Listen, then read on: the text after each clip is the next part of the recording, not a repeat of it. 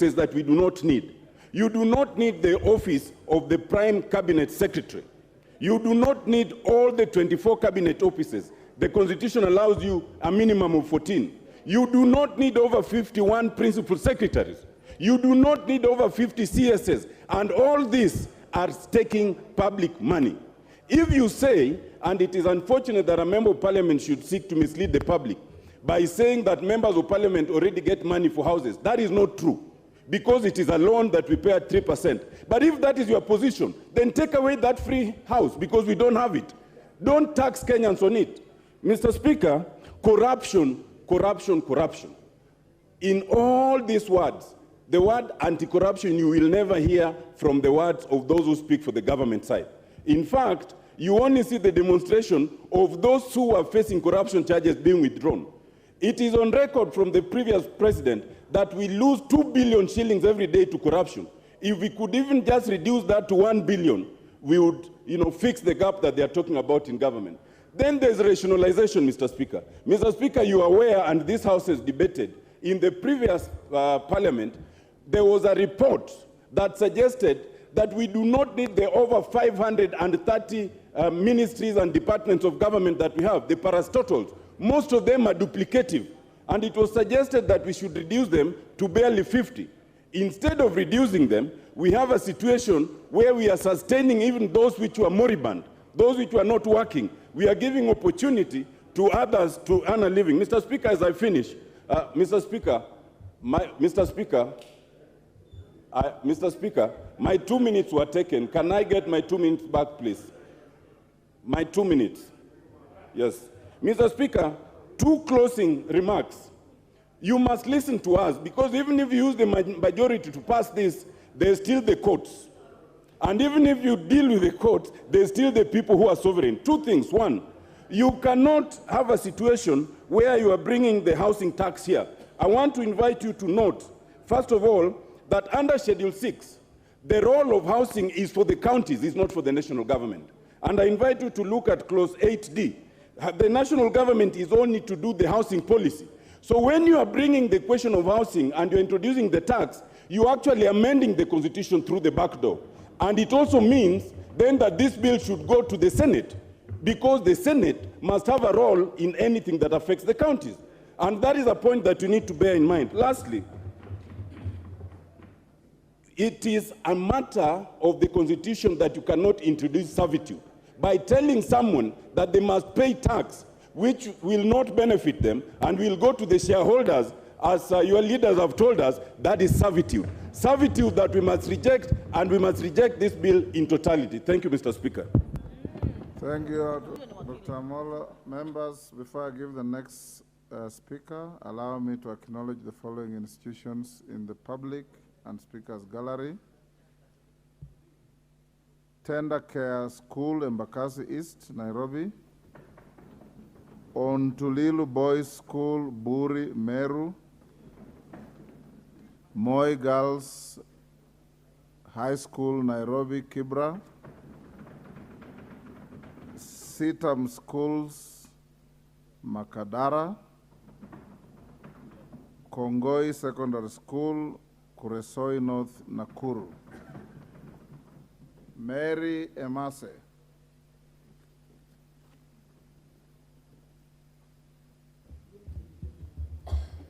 Thank you, Chair, for this opportunity to contribute to this motion on the finance bill.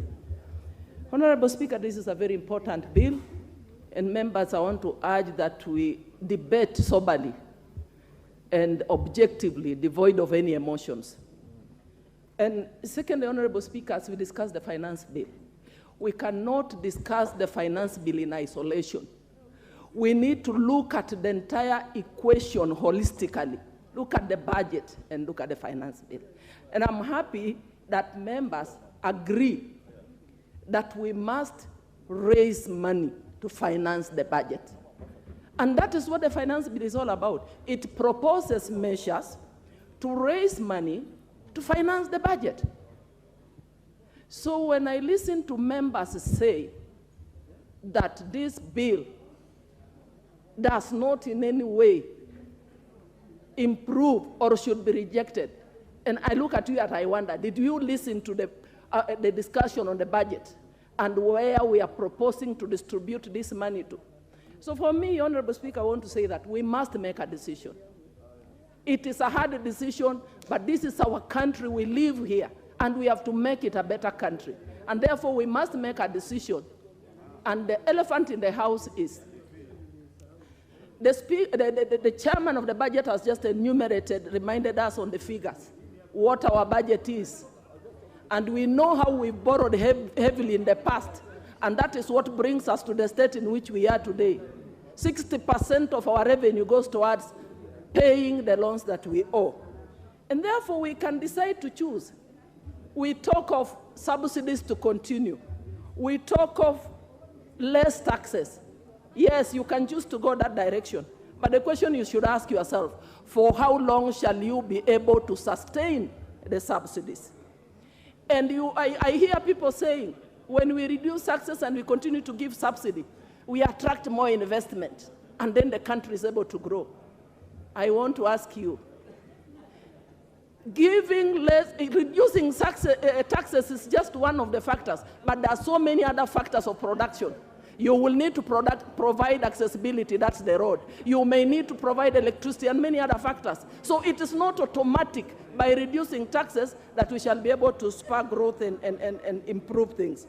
So, Honorable Speaker, I want to say on this finance bill, as I support it, that I support the position by Kenya Kwanza, that we need to raise more taxes ourselves as a country and borrow less, so that by doing that, we are able to actually allocate money to core sectors of the economy. In fact, the question we should be asking ourselves are questions on accountability, are questions on austerity measures, are questions on how do we fight corruption, so that together we are able to raise them. And that is why we saw in our budget that we are allocating money to go to the sectors like agriculture, so that we are able to increase production.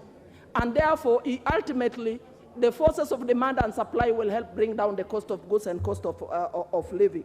We are putting money to sectors like digitization, industrialization, so that we're able to create employment opportunities for our children.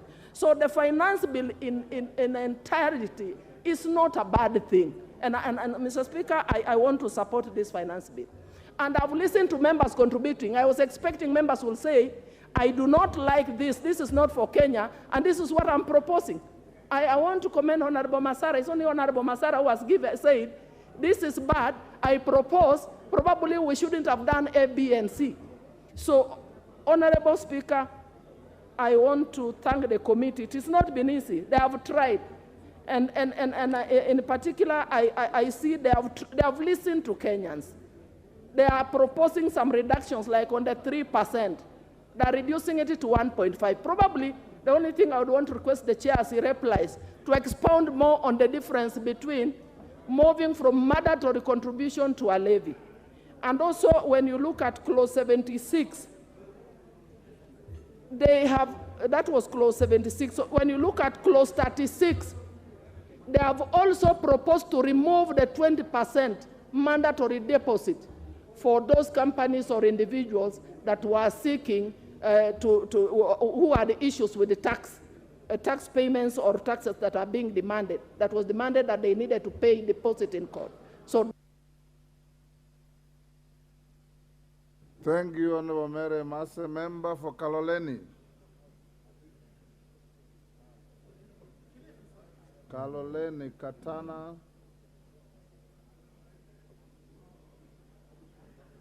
Kahindi, Katana. Asante Bwana Spika kwa kunipatia muda huu.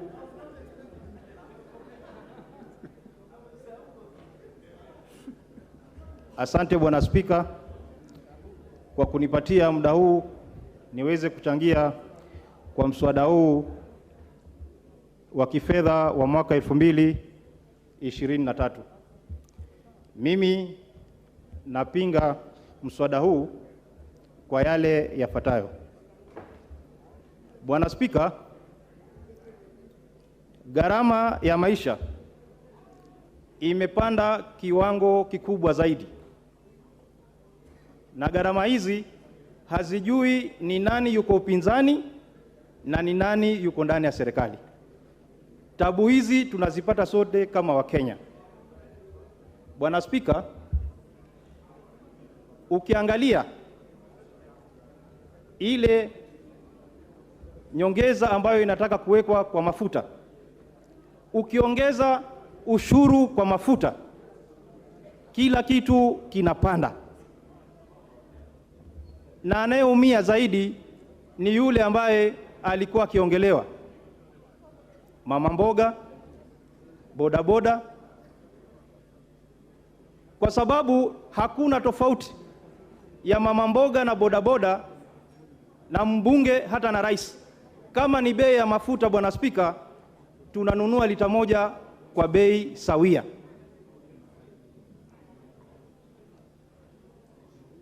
Bwana Spika, wakati serikali ilipoingia walisema gharama ya unga itashuka chini, wakasema gharama ya bidhaa muhimu zitashuka chini, lakini kufikia sasa, Bwana Spika, gharama zimepanda maradufu. Unajua kikwetu, Bwana Spika, utajua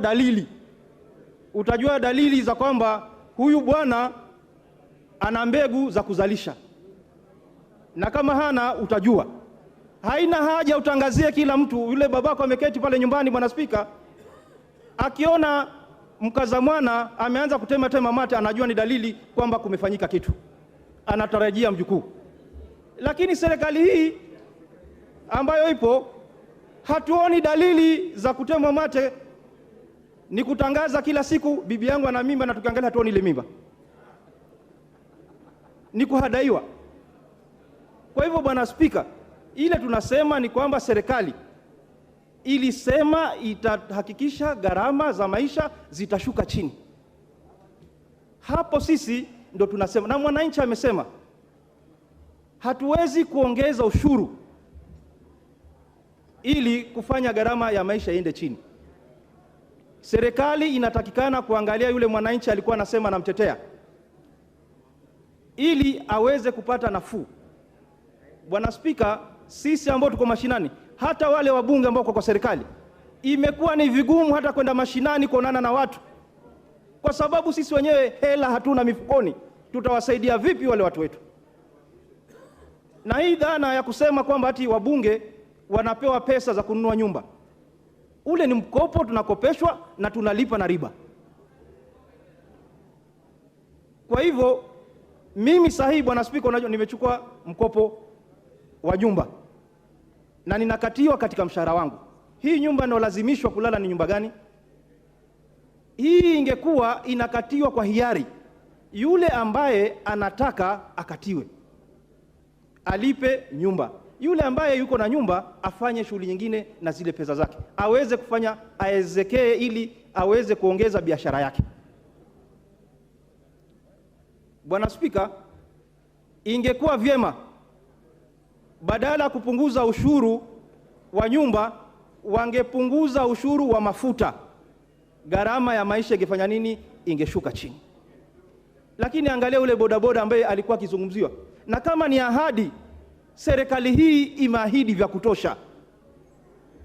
Serikali hii imeahidi vya kutosha, na kama ni kulaumu pia imelaumu vya kutosha.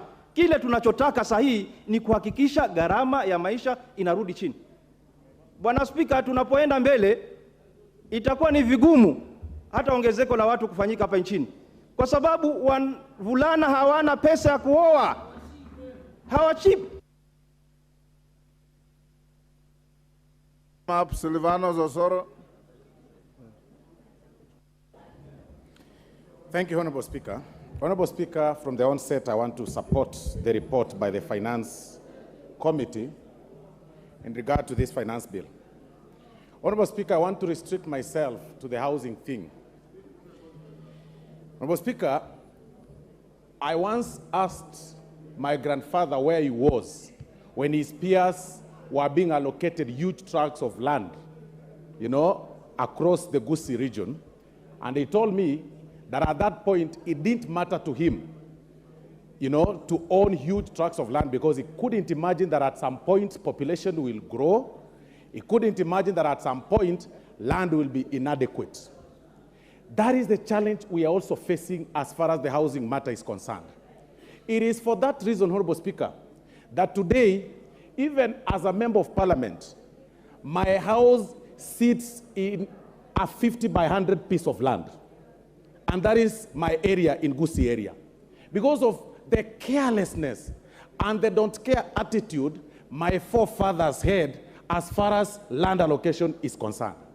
Honorable Speaker, it is prerogative of every government to think and create structures that define the future of a country.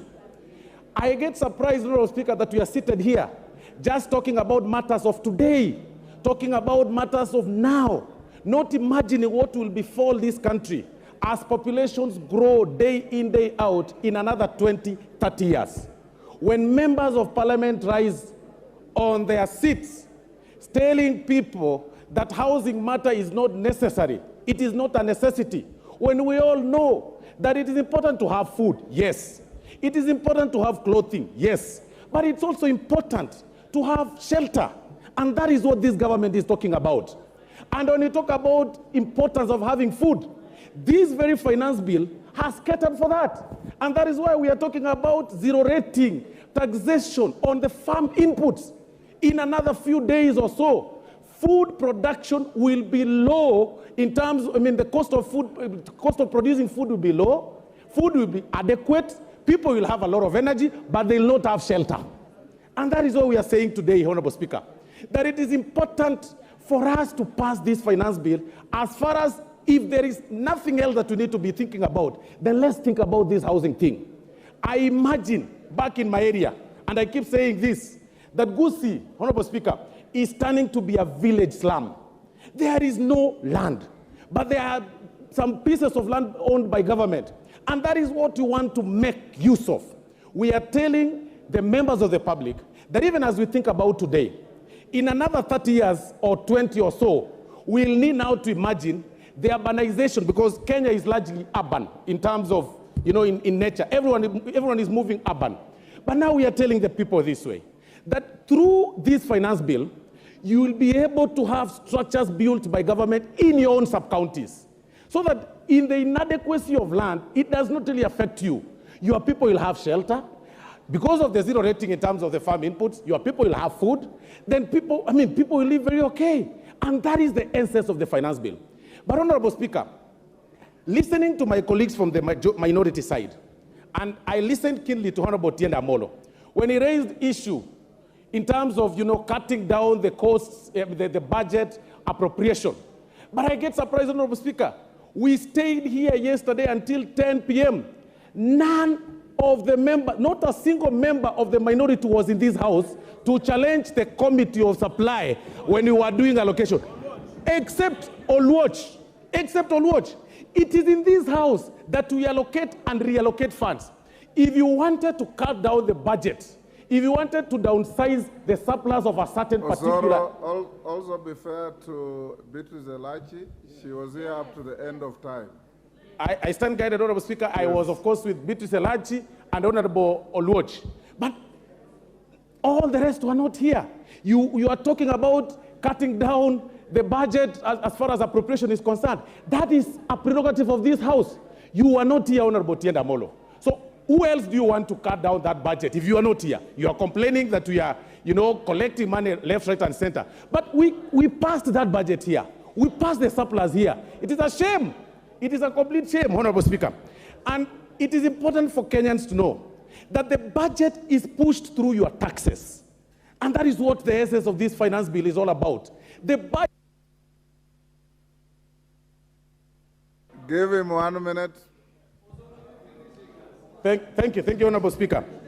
It is through this finance bill that we're able to display where collection of money, collection of revenue is going to come from. When we passed the budget yesterday, we are justifying our collection, our source of income through this finance bill.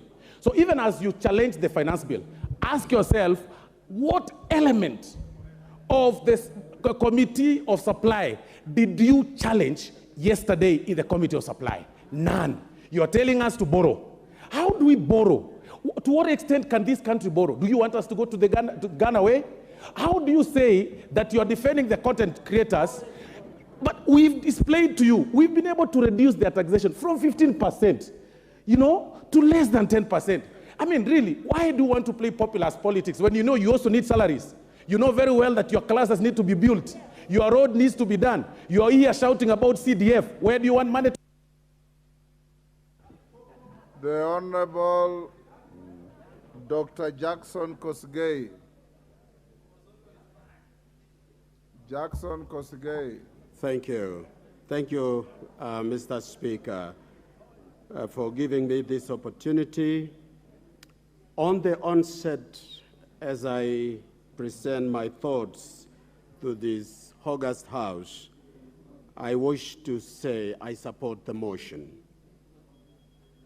At independence, Mr. Speaker, our founding fathers had a conversation.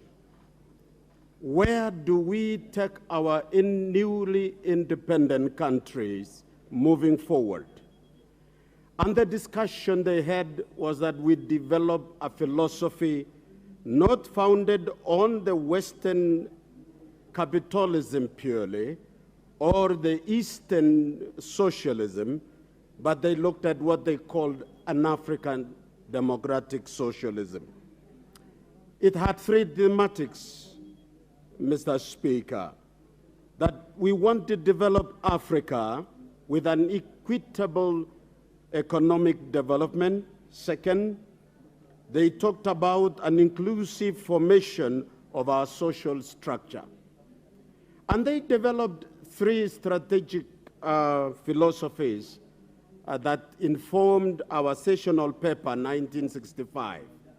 They talked about that in this, we need to build an economy, as they were addressing a financial bill like today, an economy that will promote a self-reliance, promote national unity, and also national development by pooling our resources. I am a son of a veteran war soldier in 1945. He told me when I caught polio that, son, now that you have lost your legs, you have a challenge.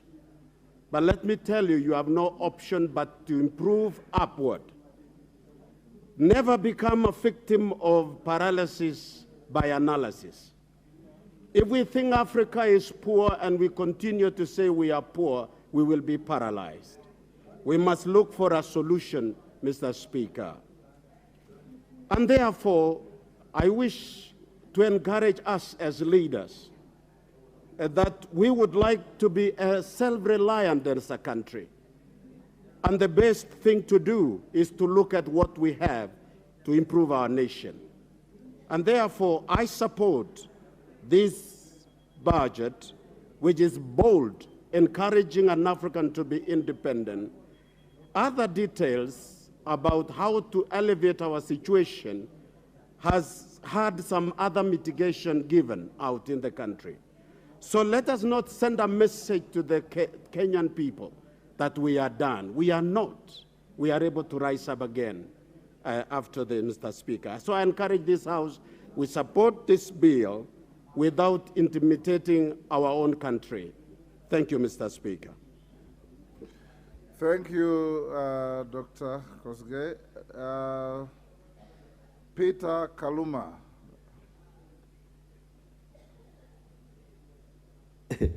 I thank you, Honorable Speaker, for this opportunity. Honorable Speaker, the main reason why parliaments exist in the world is on the doctrine that there can be no taxation without representation. And so I want to beg to remind both sides of the House that once this finance bill is passed, it will not be anybody. It will be you who taxed the Kenyans. And that is why you are elected directly by those Kenyans. Honorable Speaker, I have a problem with what is in clause 2 in terms of definition of person. and I know the chair for the committee is listening, my interpretation of what is in clause 2, if you read it together with section 26, subsection 5 of the Tax Act referred, includes everybody.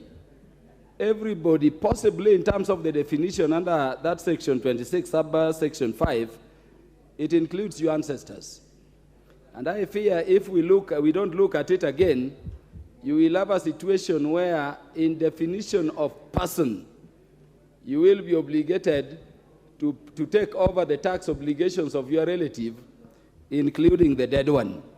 So I want to request the Finance Committee to look at this as we proceed to the Committee of the Whole House.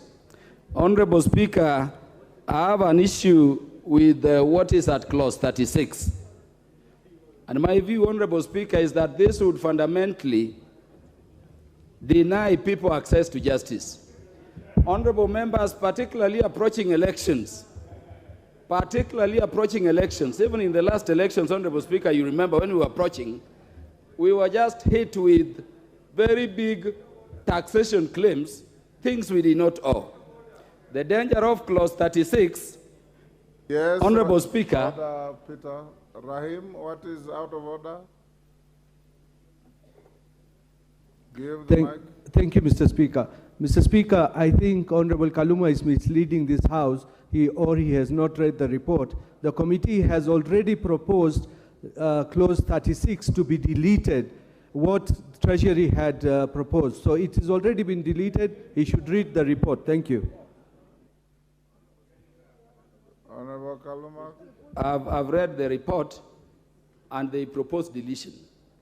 Until it is deleted and the House resolves so, it is part of the bill. And I want to encourage the committee that if indeed there is a proposal to delete it, let it not suffer the fate of other proposals by committees which were dropped at the floor. Because the consequences otherwise, Honorable Speaker, would be grave. And I'm telling Honorable Dawood, a person will hit you with a taxation claim of over 2 billion or 20 billion approaching elections. And you know you will not get that tax clearance certificate if you have to deposit 20 or 200 million to then proceed to exercise your rights thereunder. So it will deny access to justice, which is a fundamental right. I would request that the committee, if indeed you have recommended, proceed and deal with it. Honorable Speaker, I have a concern with what is at clause 24. And clause 24 is talking about the increment in terms of income tax up to 35% for category of people. Honorable Speaker, I want the committee to consider those people in fixed term contracts, like state officers within this parliament. And I know you know who state officers within the institution of parliament are. Previously, Honorable Speaker, salary increment was a right to state officers within parliament, like all other employees under the Employment Act. But Honorable Speaker, when the terms were gazetted for some officers, particularly the members here, the annual salary increment was taken away. The consequence is that so many people under that arrangement went into their single-term contract without increment. And you know the fact of the matter is that we may be talking, but so many of us do not take any salary home. You've taken mortgages. When you are increasing to 35%, you would enter into arrangements you cannot renege on. Where are you going to get this money? And you know what a mortgage is. Where are you going to get the additional 5% to pay? When I know, just like me, I don't know the others, Honorable Speaker, but me, the newspapers have carried reports confirming I earn zero pay because of mortgage. And it is a contract you cannot rewrite after you go into it.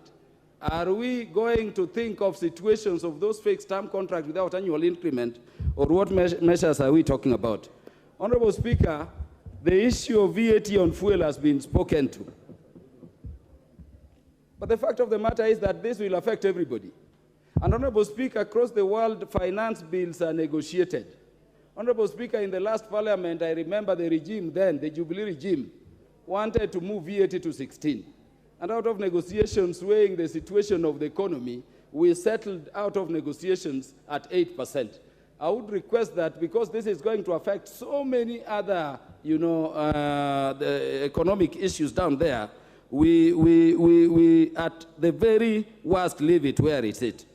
Honorable Speaker, on the housing levy, Honorable Tiende brought the element of it being a county function. And I think we consider that seriously. But I wanted also to say something, Honorable Speaker.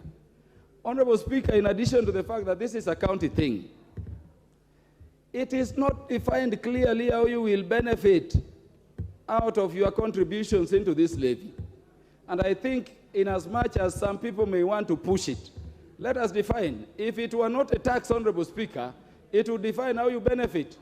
We are levied for NHIF, NSSF, and others, but you can benefit. How are you benefiting directly on this? If you are not, Honorable Speaker, I fear we may be going into violation of Article 40 on people's property rights.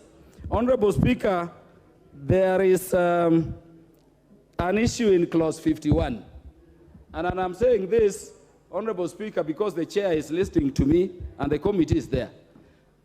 The area of tax and amnesty, Honorable Speaker, is something we should delete from our laws completely. Honorable Speaker, there is a time I visited a commissioner in charge of taxation. And just on his desk there, a person who was to pay the country over 10 billion, the minister just wrote, pay 200 million or 2 million. And we lose all that money. We need to stop amnesty, and you should question, as members of this committee presenting this thing, why are we allowing amnesty up to 31st December 2022? Who are these we want to give amnesty to before we can enforce the law rightly? And it has been happening.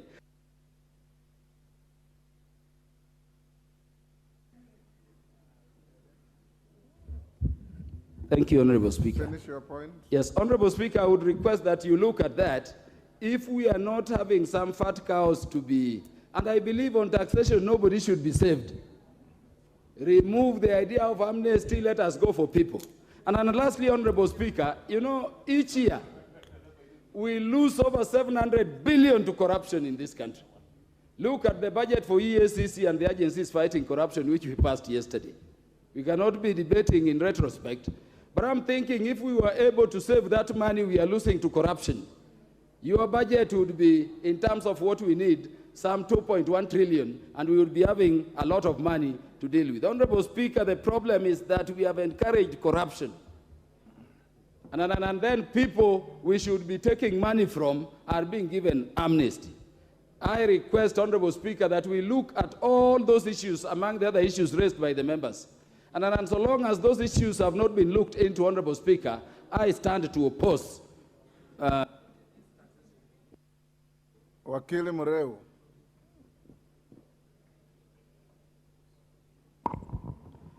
Thank you, Mr. Speaker, sir, for this opportunity to contribute to the finance bill. And Mr. Speaker, sir, first and foremost, I'd like to support this bill for the following reasons.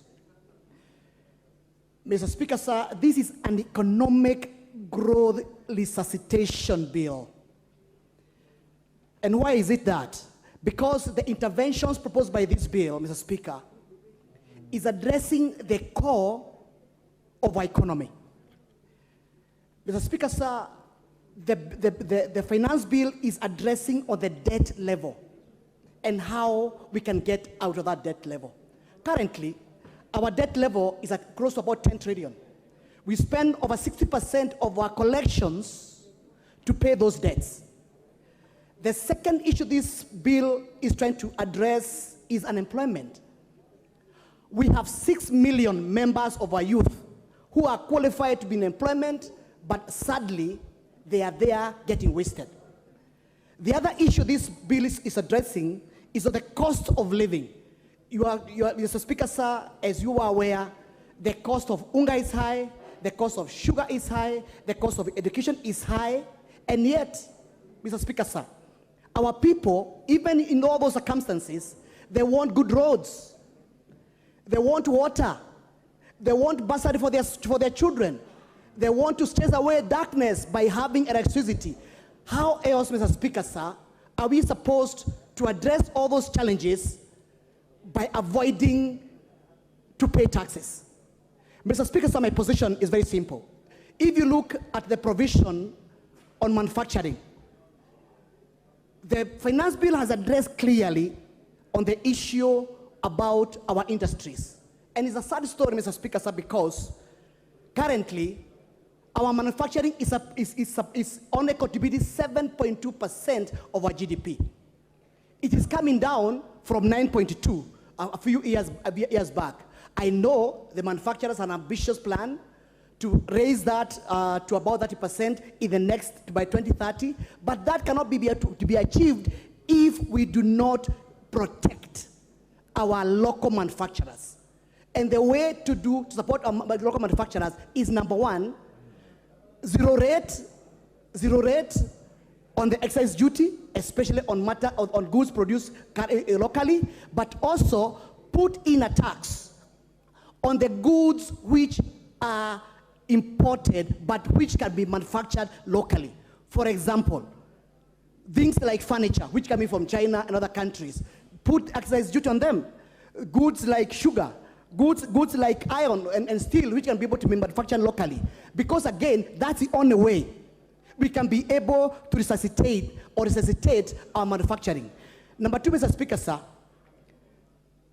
manufacturing supports 40% of our employment. Today, as I said earlier, the biggest challenge is that we have highly educated young people, but they do not have employment. And the only way we can be able to address that is to ensure that we address the element of manufacturing, because that's the only way we can be able to place them in employment. Secondly, Mr. Speaker, sir, is about the issue of a digital economy. As you are aware, Kenya is one of the leading countries in terms of innovation economy.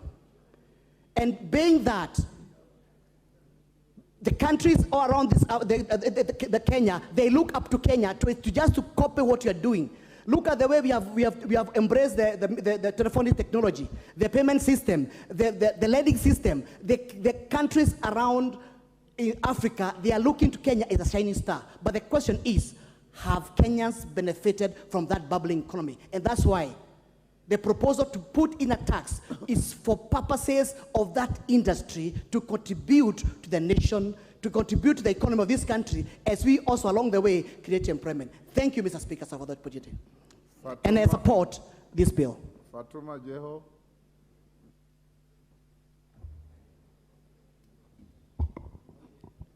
Thank you, Mr. Speaker, for giving me this opportunity. I rise to oppose this bill, Mr. Speaker. Mr. Speaker, there is no doubt that we are on an economic downturn. Our economic is collapsing. Mr. Speaker, today, if we were given this bill and none of us were a member of this honorable House, I can assure you none of us could have passed this bill. I say that, Mr. Speaker, because of few reasons. I'll start with the housing levy, Mr. Speaker. I've just looked at the report, and they are telling us they have proposed 1.5, Mr. Speaker. And looking at the report, they are telling us they are going to build 50,000 affordable housing. I would like to ask these honorable members and the chair of this committee, have you given us the timeline of this proposed affordable housing? What is the budget, Mr. Speaker? How many Kenyans are they going to be occupied in these 50,000 houses? Out of the 50 million Kenyans we have, I would like to take an example of a pay slip of a teacher or a police officer, Mr. Speaker. Mr. Speaker, I wish I came with a pay slip of a teacher. These people are serving so many loans, Mr. Speaker. We are adding for them a housing levy of 1.5. How are they going to pay, Mr. Speaker? Our police officers are dying out of depression because of the loans they are paying. We cannot add for them, Mr. Speaker. Mr. Speaker, Mr. Speaker, I would like to say collecting and taxing the citizens is not a bad thing. But it's not the right time for the people to be taxed. It has come the wrong time, Mr. Speaker. It's about our people, the people we represent, Mr. Speaker. Today, I would like to take this opportunity to talk to His Excellency the President. The people who are seated on the other side, Mr. President, are not passing this bill because they want it. They are doing this for you, Mr. President. Mr. Speaker, I want you to protect me, Mr. Speaker. Mr. Speaker, history will judge us for passing this bill, Mr. Speaker. Let me go to manufacture. There is no point of order here, Mr. Speaker.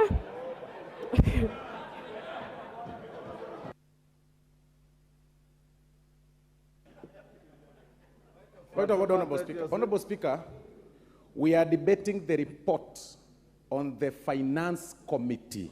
No, we are bill. debating the finance bill. Give him the mic.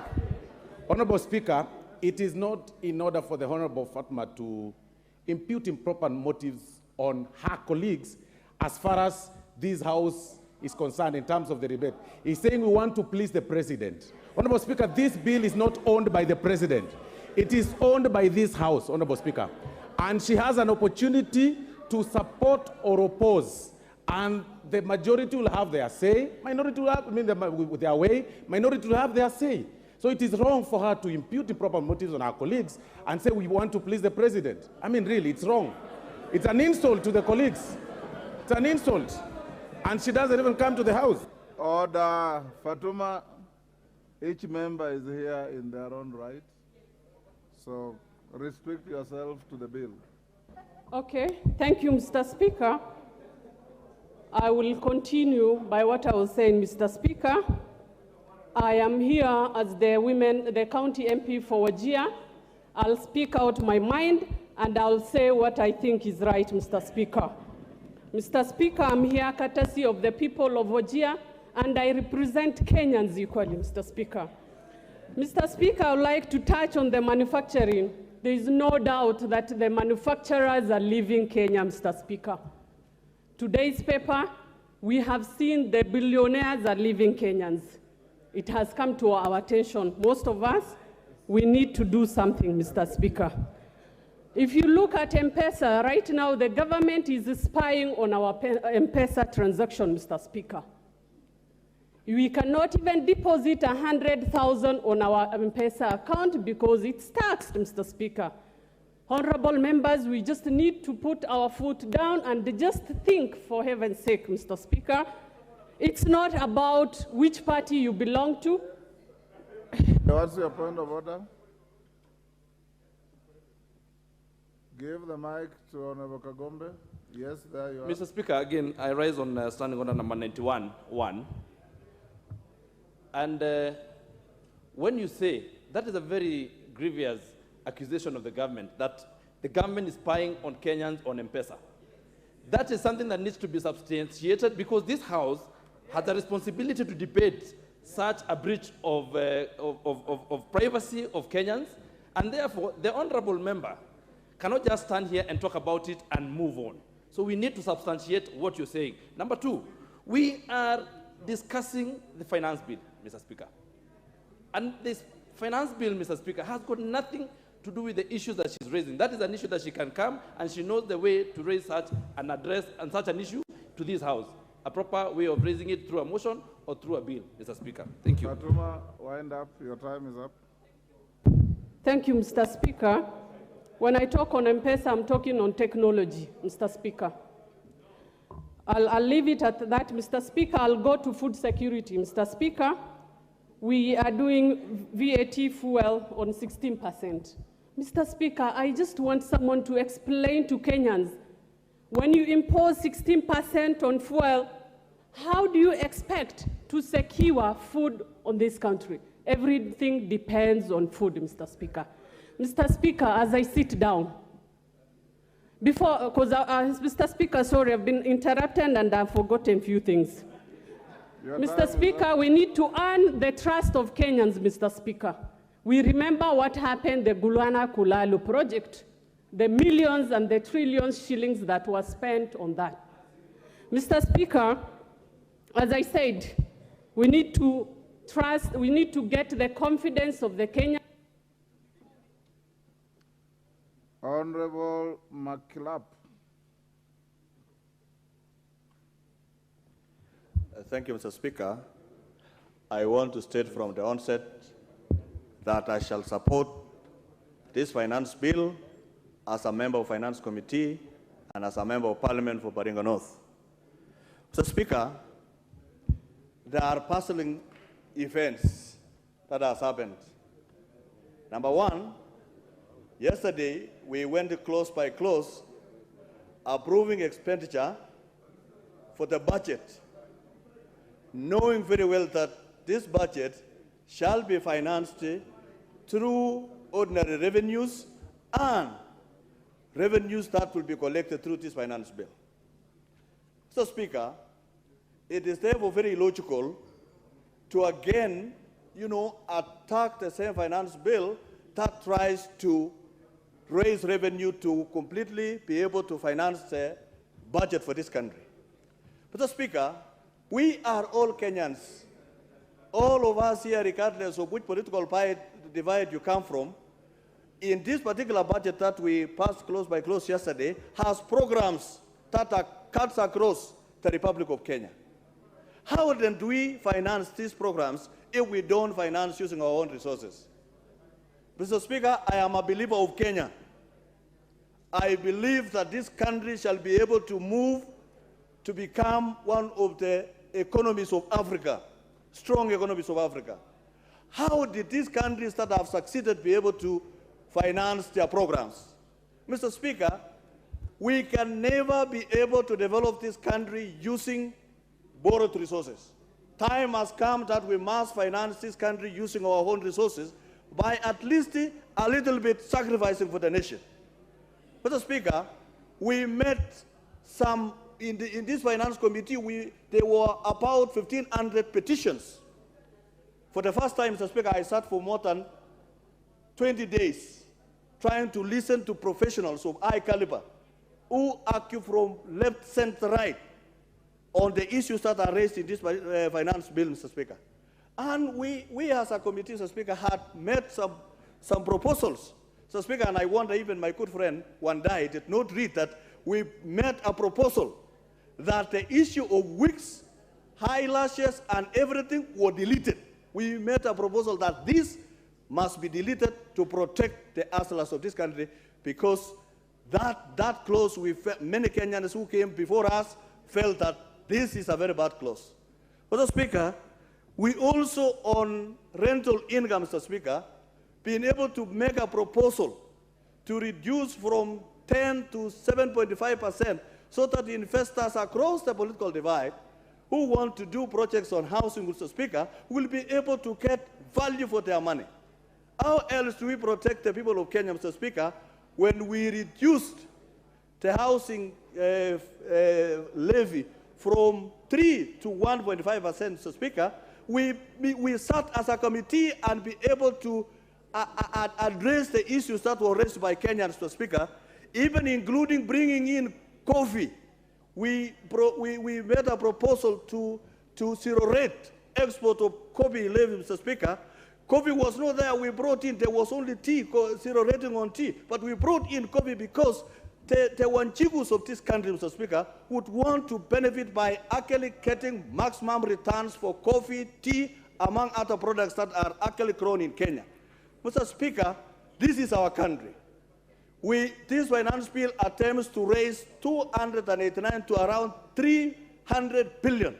Mr. Speaker, how then do we raise these programs, Mr. Speaker, and all the people of Kenya, regardless of where they live, whether they live in Azimio zones, they require roads, they require medicine, they require fertilizer, they require programs to lift their lives. How else do we finance and grow the economy of this country? The people of Kenya must be able to sacrifice a little bit so that we can finance our programs, finance our budgets, using our own resources, not the resources borrowed from the white people, Mr. Speaker. Enough is enough. We must grow our economy using our own resources and using ourselves, Mr. Speaker. We must be able to contribute. Azimio people do not live outside Kenya. They live in Kenya together with all of us. And we must know that this is our country and we must work together, pull up resources, provide solutions rather than attacking everything in this finance, Mr. Speaker. Let us provide solutions for the welfare of the people of Kenya because this is our country and we can. Adan Kainan. Thank you, Mr. Speaker. Mr. Speaker, I've had the opportunity to work with President Moi, President Kibaki, President Uhuru Kenyatta, and right now President William Ruto, Mr. Speaker.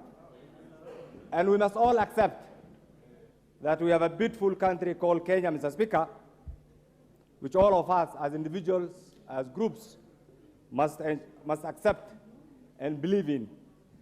Mr. Speaker, the issue of budget making, I know, is emotive, it is difficult, it's painful. And I must say from the onset that as a member of the Finance Committee, we have had the honest task, Mr. Speaker, of going through the different presentations by different groups from different sectors of our economy, Mr. Speaker, in pursuit of both their collective or individual rights, Mr. Speaker, because Kenya is a democracy.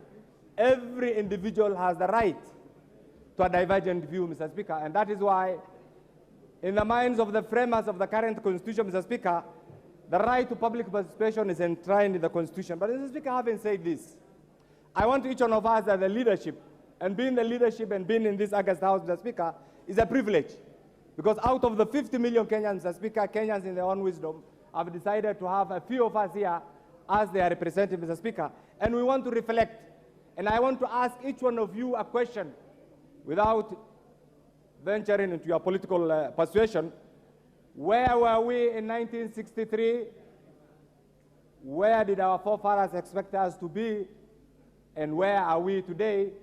And what is expected of each one of us to do so that Kenya joins the League of Developed Nations, Mr. Speaker?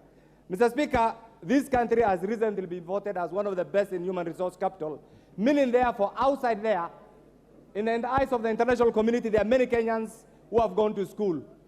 Our task as elected representatives is to give them opportunities to get jobs, is to give them opportunities to remove them from that ladder of being underemployed and unemployed, Mr. Speaker. How is this achievable? This is achievable only through taxation, Mr. Speaker. And, Mr. Speaker, I want to say this. Today we expected, and I know we have my friends here, in our democracy we have two sides. Today we expected, what I expected, and this will have guided me, is to get an alternative tax proposals from those who are opposed to what the government is doing. It is not there. We expected to see an alternative budget proposal. We are not seeing it, Mr. Speaker. What is there, Mr. Speaker, is a government elected by the people of Kenya implementing their manifesto, Mr. Speaker, and therefore denying them the right to pursue their manifesto, Mr. Speaker, is an infringement of both their rights as individuals, as government, Mr. Speaker, and even to the people of Kenya, Mr. Speaker. And I want to say this as a member of the Finance Committee, having gone through this, and having said taxation is a painful thing, Mr. Speaker, I stand to support the finance bill as it is, Mr. Speaker. Mr. Speaker, you have been around as a person of immense institutional memory, Mr. Speaker. Mr. Speaker, look at the missed opportunities. This country, because of the fear of the unknown, we have stagnated. We have lost our stature as an economic hub. It's simply because we sit somewhere there. Look at what is happening to the GDP of Ethiopia. Look at what is happening to the GDP of Tanzania. Look at what is happening to the GDP of Uganda. Where do you want to place Kenya, Mr. Speaker? It's because we have persuaded ourselves that it's not us to do the right thing. Somebody else must come. It's our time to say this country requires development, Mr. Speaker. It's our time to say, as members of the 13th Parliament, what the government is proposing, bring the alternative. And let me tell you this for free. What you have been asked to do is to deny the government taxes, misinform the Kenyan public so that your regime becomes unpopular and collapses. Don't accept that truth.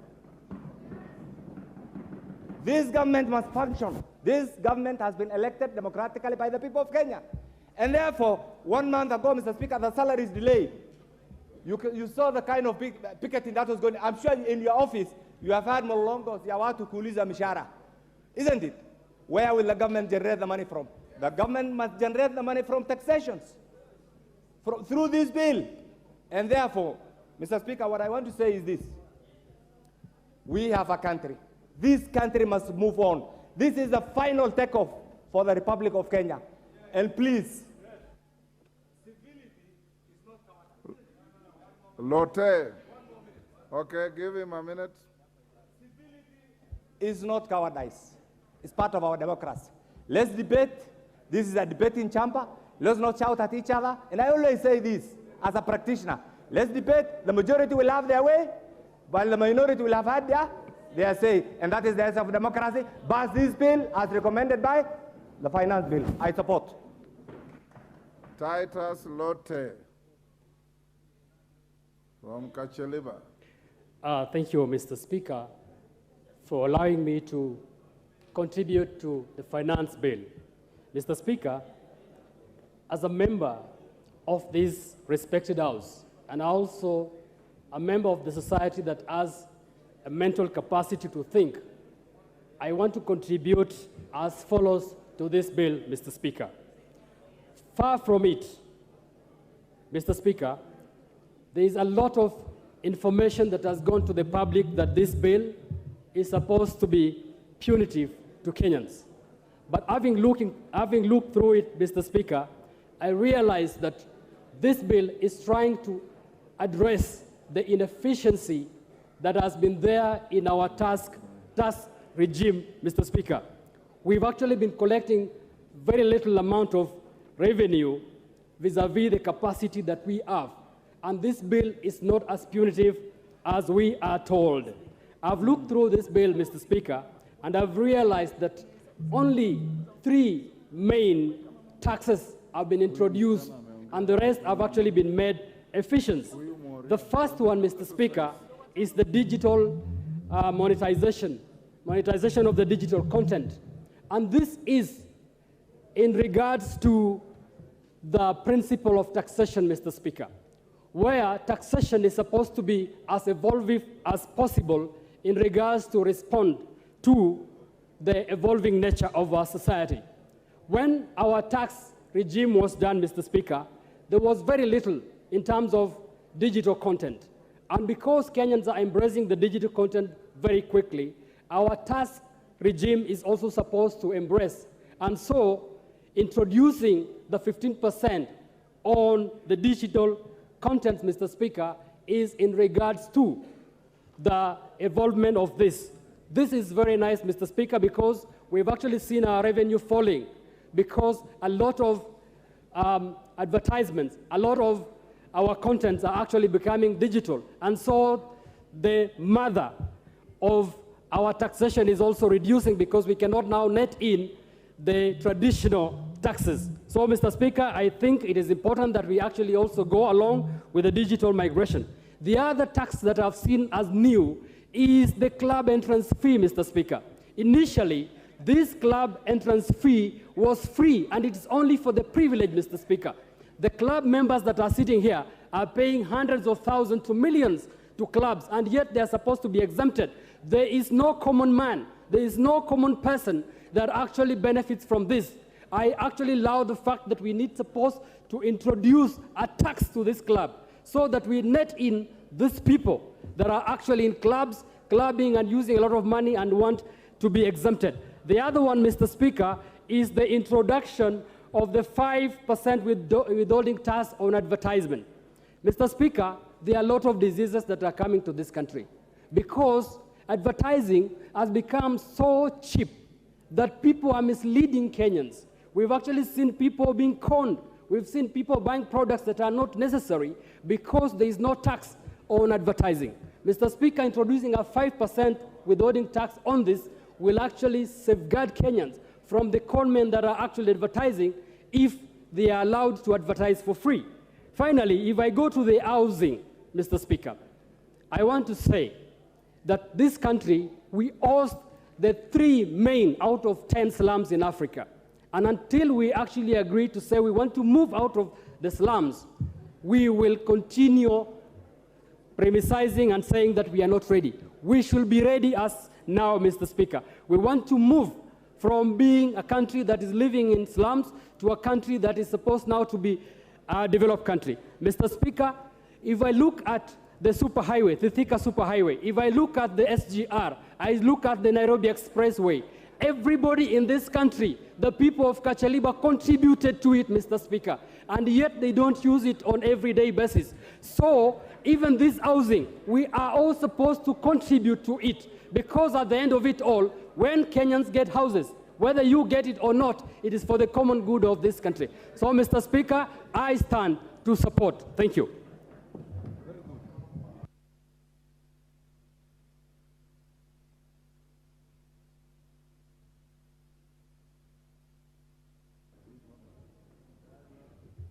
Thank you, Mr. Speaker, sir, for giving me a chance to speak to this bill.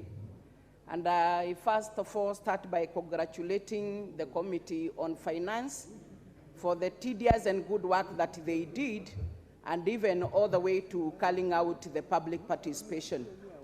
Mr. Speaker, sir, yesterday we concluded on the Committee on Supply on the budget. And we were able to adopt and to pass this, Mr. Speaker. And therefore today, we are discussing the finance bill, which is supposed to look for money to finance to run this budget, Mr. Speaker. And therefore, I failed to understand how yesterday we can be able to pass the bill on the Committee of Supply, and today we start going against on how to finance it. Mr. Speaker, sir, our budget of 3.67 trillion must be financed by the people of this Republic of Kenya. Mr. Speaker, sir, let us not go out and not be realistic and even play politics, populist politics, to tell our people that we are against the finance bill just because there is the taxation. Mr. Speaker, sir, there is no other way that we can be able to finance our budget other than through the taxation. Mr. Speaker, all of us, we understand that the cost of living is not good to all of us. We also understand that there is the debt that was left by the last regime, Mr. Speaker. We also understand there is unemployment and so many other. And therefore, as a government, we must look into how we are going to focus on areas to stimulate the economic growth and reduce the cost of living, among other development measures that are awaited by our people. Mr. Speaker, sir, I'm surprised to see the Azimio coalition standing up and going against this finance bill. Yet all the time we see the government officers visiting their areas. Every stand up with a mic to request for a load. Another one requesting for the installation of electricity in their rural areas, the constituencies. They also speak a lot about the health.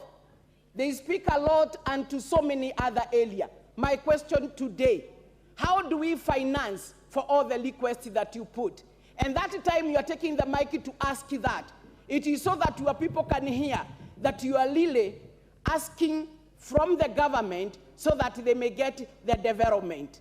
That time you are happy when you hear the crabs that you have made your day. You have made your political marriage. But when we come here to look for money to finance this development, you are here standing up and talking 1, 2, 3, 4, 5. My dear, let us be optimistic that for this government to deliver, we must go for the taxation. We are against for more loans because, Mr. Speaker, sir, for whatever we have not been able to pay. You have heard from the budget committee, they are saying 60% of our finances that we have is going to finance the loans. Mr. Speaker, sir, it is only 40% that is being left for the development and also for the recurrence. So, Mr. Speaker, we must struggle to make sure Whatever our people are waiting for, we look for it, and it can only come from the taxation. And we are taxing those who are employed. We are taxing those who are in business. We are taxing those who have. Let us not incite our people who do not have when we are trying to create some employment and some areas that they can be able to employ themselves so that they can also be able to put food on their table. Mr. Speaker, sir, there is no one here who came to this plenary without taking breakfast. Mr. Speaker, sir, we are also going to take lunch. Mr. Speaker, sir, we are also going to enjoy good supper or dinners. Mr. Speaker, sir, the people that we are looking for do not have anything to put on their table. They are not even able to give clothing and other needed measures that are required to their children. So, Mr. Speaker, sir, we must realize this. Mr. Speaker, sir, I want to speak a little onto the housing fund. We have really put a lot of politics when it... Time is up. Memusi Kanjori.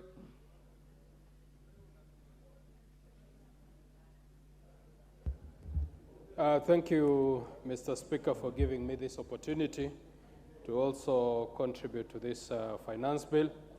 And Mr. Speaker, let me start by saying I oppose the finance bill, and I really pity with my colleagues from Kenya Kwanza, because they are really trying to justify something that they also know will not fly in their villages.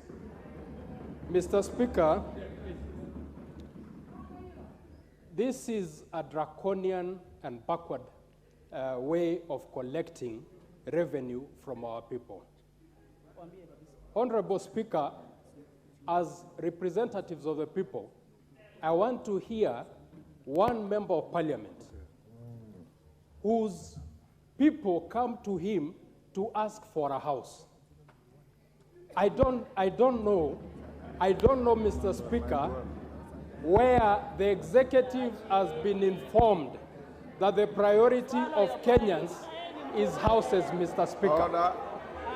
Mr. Speaker, please protect me. Mr. Speaker, Order, honorable members. I'll protect you, also avoid unhelpful provocations. Thank you, Mr. Speaker. The proposal, Mr. Speaker, to collect 2,500 shillings and targeting 3 million Kenyans. Mr. Speaker, that is collecting 7.5 billion shillings a month. Honorable Speaker, 7.5 billion shillings a month. If this money was proposed to be put in education, which is an area that most of our people are in need of, if this 7.5 billion shillings was put in education, I would gladly contribute 2,500 shillings. And Mr. Speaker, the impact that money would have, 7.5 billion, if that money was given to 290 constituencies, which these members of parliament represent, each constituency will get over 25 million shillings a month.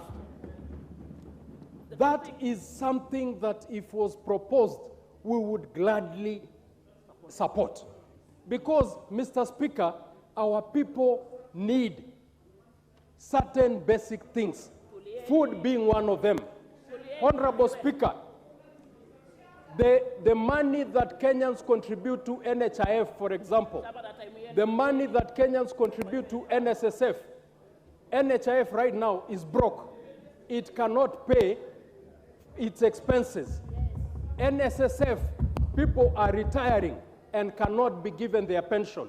You want to come and tell people who are already seeing misappropriation of money to continue contributing.